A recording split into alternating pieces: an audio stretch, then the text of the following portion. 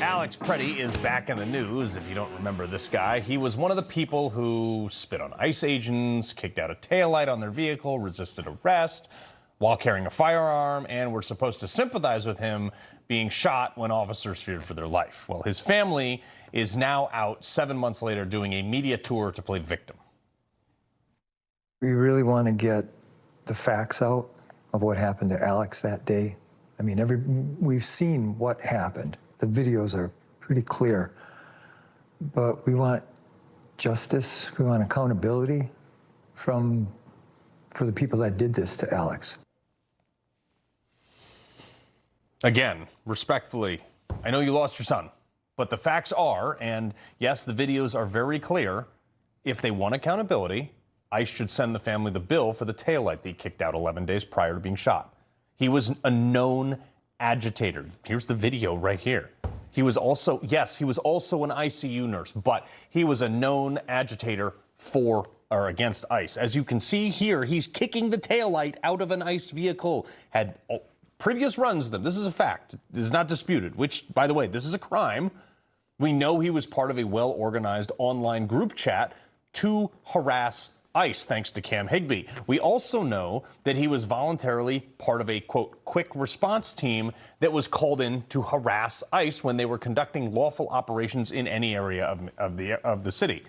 This is him pushing back at ICE agents who instructed him to leave the immediate area due to an arrest taking place that they were interfering with. We also know that he brought a gun to these protests, which, by the way, as a gun guy, that's totally legal and constitutional, but when you resist arrest with a firearm, your likelihood of getting shot dramatically increases regardless of your rights. And to all the Democrats who are supporting him and his right to keep and bear arms in that scenario are the same Democrats that have tried to make laws to prevent you and I from carrying our firearms where we choose to. So to his father's point, these are the facts. He may have left these facts out, but these facts are mostly the reason his son got shot. He had every opportunity to follow the law, and he chose not to. This interview went on. He was a good man. He's a good kid. He cared deeply about his community. Minneapolis was his community. He wanted people to be treated fairly, no matter what walk of life, what their background was. Unless you were an ICE agent. Look, this guy lost his son, all right? I'm trying to be sympathetic of him, but you can't lie about things. This was the same talking point that was trotted out by politicians 7 months ago. Alex carried patience, compassion, and calm as a steady light within him. Even at the very end, that light was there. This is like the perfect guy. Alex Pretti is the guy you would want to date your daughter. The guy you would want your son to grow up to be. This guy was the epitome of moral clarity and decency. By the way, none of those people knew him. This was also at the same time that MS Now ran an AI-altered photo of his face to make him look more attractive, and they tried to portray him as some like stud who cared for veterans. 37-year-old Alex Pretti, an ICU nurse who cared for veterans. Donald Trump and his cabinet, his administration, are demanding once again that you not believe your eyes and ears. Believe your eyes and ears, folks. Yes, he did work at the VA. That was his job, okay? It's not like he was like volunteering to care for veterans on the side. He was getting paid to be an ICU nurse. But also, this is the side-by-side. So the guy on the left is who Alex Pretti really, that's his real mugshot. And thanks to Megyn Kelly, she put him side by side like that. They literally used AI to make him more attractive and appealing for their story. Like literally anything they could church up. And this interview went weirder. They killed him. No one called us. No one. We still haven't heard from him. Yeah, that's how we found out. Watching it on TV, watching our son be shot 10 times on TV. In the back. In the back. Trying to help someone. They keep saying this, like trying to help someone. He was out there with the sole purpose to hinder ICE. We know that from the group chat that he was a part of. He was trying to stop ICE agents from pushing a woman who was also hindering ICE agents.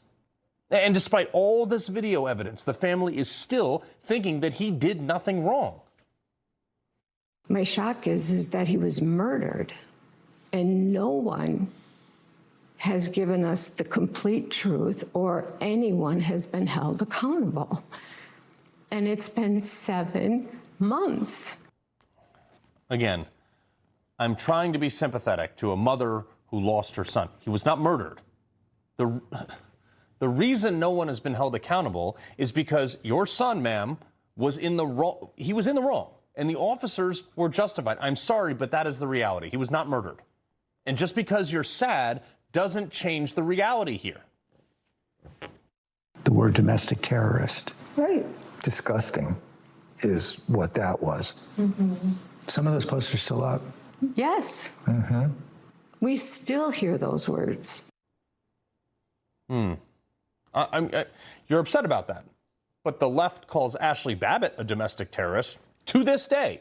Anyone who opposed COVID lockdowns were called domestic terrorists. Questioning the 2020 election, domestic terrorists. Even if you went to the Capitol on January 6th, not went inside, if you went to the Capitol, you were labeled a domestic terrorist. They weren't protesters. Don't dare call them protesters. They were a riotous mob, insurrectionists, domestic terrorists. Yeah, we know that that's actually not really the case anymore. So forgive me for thinking that the guy, your son, terrorizing federal officers, ICE agents, not simply observing, as you keep saying, was not innocent. Look, he could have not gone to that protest. He could have not pushed ICE agents. He could have not resisted arrest. And it's not like he didn't know what he was doing because he refused to leave while getting pepper sprayed. He is not a victim here. He was not murdered. So look, I'm sorry you guys lost a son. I really am. I really am. You personally didn't do anything to deserve losing a child, and I am sorry. But it is his fault. But for all the media making a big deal about this right now, I would like to point out that you're doing all this, George Stephanopoulos, with your fake grin on your face. Where is your sit-down interviews for all the parents and spouses of Americans killed by illegals that ICE was getting out of here?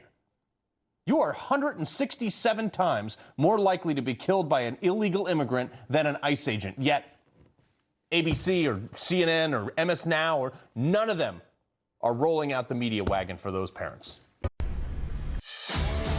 He loves the Constitution.